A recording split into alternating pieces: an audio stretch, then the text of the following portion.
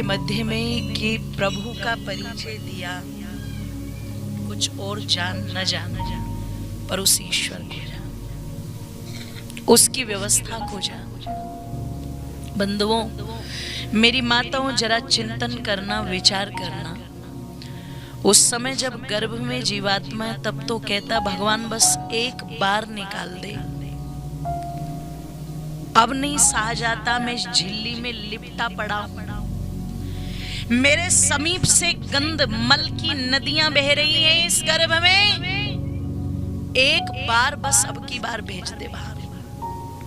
ऐसे कर्म करूंगा कि जन्म मरण के बंधन में, जोर से बोलो, ओहो, आना ही ना पड़े, बस दोबारा आना ही ना पड़े। इसलिए जब संसार में आया तो उस बालक का स्वागत भी घर वालों ने वैसे ही किया,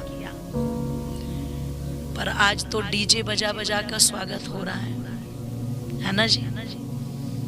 आज संस्कारों से तो हो नहीं रहा, ओम लिख के तो हो नहीं रहा, डीजे बजा बजा के हो रहा है। तो वैसे ही आप हथियारे बन रहे हैं। फिर ओम लिखा उसकी जिह्वा पर और उस पे परमात्मा का परिचय दिया कि तू परमात्मा की व्यवस्था को जानना, उसकी आज्ञा का पालन करना।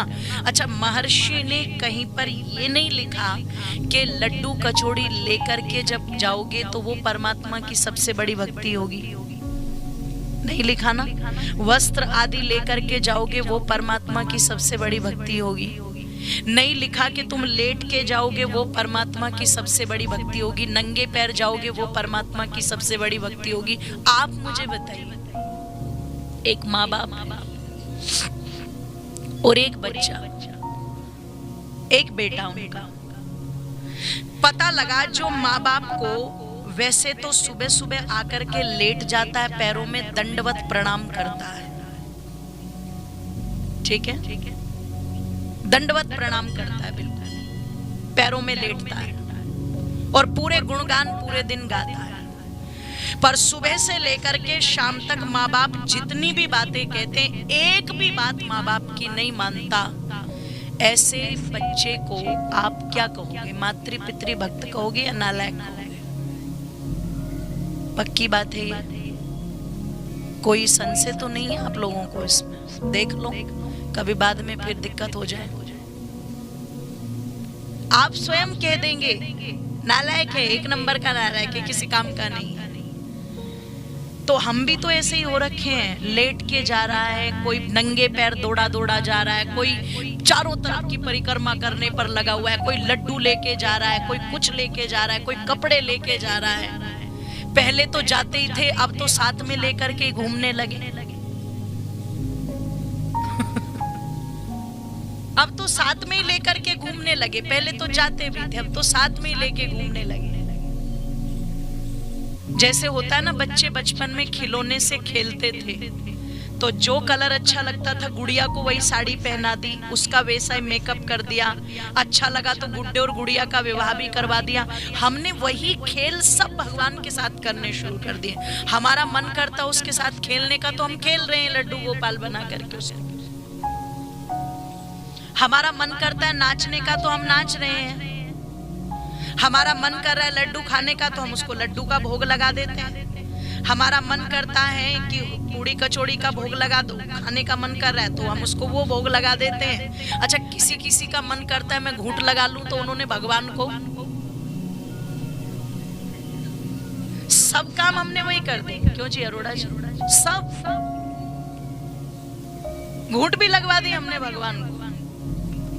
किसी ने भांग पिला दी जड़ी बूटी बना करके। मतलब जो जो जिसमें आपको सुविधा लग रही है, आप वही सुविधाएं भगवान के साथ जोड़ते जा रहे हैं। जिनको मांस खाना पसंद है उन्होंने मांस उसका भोग बना दिया। अच्छा, जो गोरे हैं वो अपने भगवान को कैसा बनाएंगे, और जो काले हैं वो, मैं दक्षिण की तरफ गई तो हर मंदिर में काले काले भगवान,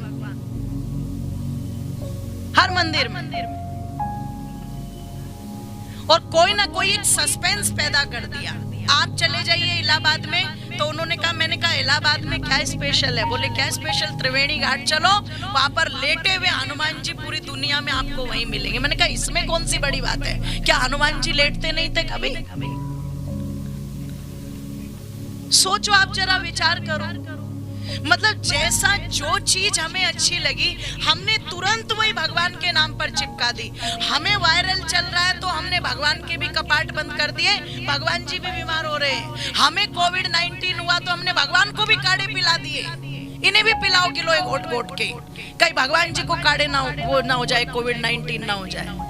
एक तरफ तो कहते हो सर्व रक्षक सबकी रक्षा करेगा, दूसरी तरफ एक वायरल हो जाएगा भगवान को, एक वायरस चिपट जाएगा भगवान को। आप सोचो, मतलब हमें गर्मी लग रही है तो हमने उन्हें भी कॉटन पहना दिया, और हमें अब ठंड लगेगी तो हम भगवान जी को भी टोपा उड़ा देंगे, स्कार्फ उड़ा देंगे, बांध देंगे उनको, भगवान जी को भी ठंड लग रही है। क्या नाटक चला रखा है, क्या नाटक चला रखा है।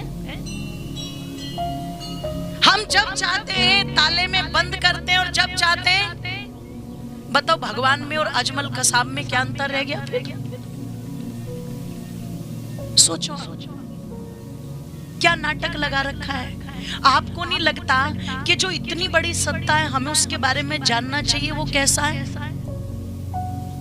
जो हमें बना रहा है और हमें भी वो परमात्मा बना रहा है। तो कैसे बना रहा है? धीरे धीरे धीरे एक प्रोसेस चल रहा है गर्भ के अंदर।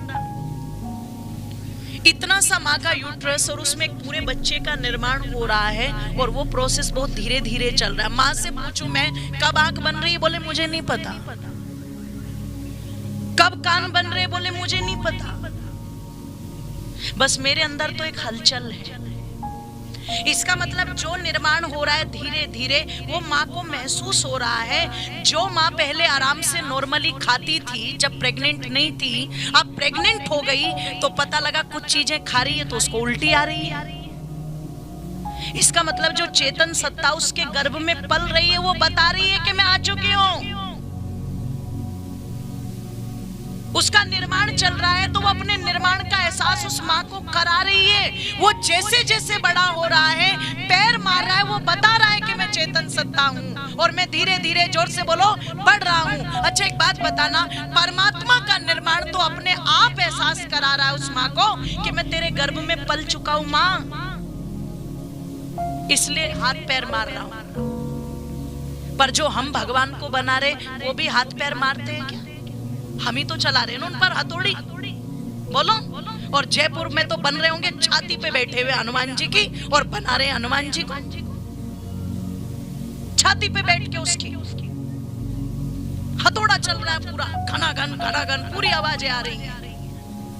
सोचो आप, पता चल रहा है आंखें कैसी बना दूं, ये कैसा बना दूं, वो कैसा बना दूं, पता चल रहा है कि नहीं चल रहा है? पर परमात्मा की रचना का शायद माँ को भी पता नहीं चल रहा कब क्या बन रहा है और कितने सुंदर तरीके से बन रहा है। कि कितने सुंदर हैं क्या कहना, इस मस्तक में दो नैना, 8 पहरीन 2 दीपक का बिना तेल जलते रहना, मुख में दांतों का गहना, रसना बोल रही बेना, जागृत स्वप्न सुषुप्ति में भी श्वासों का चलते रहना, गर्भ के अंदर मानव चोला बिना किसी औजार रचा, स्वयं विधाता निराकार तूने जग के से साकार रचा, परम पिता परमेश्वर तूने किस भांति संसार रचा, स्वयं विधाता निराकार तूने जग के से साकार रचा। इतना बड़ा संसार जिस परमात्मा ने रच दिया, बना दिया, हम उसको बना ले, इतनी हमारी औकात नहीं, इतनी हमारी औकात नहीं है। जो जग को खिलाता है हम उसको खिला दे, इतनी भी हमारी औकात नहीं है। जिसका ये एक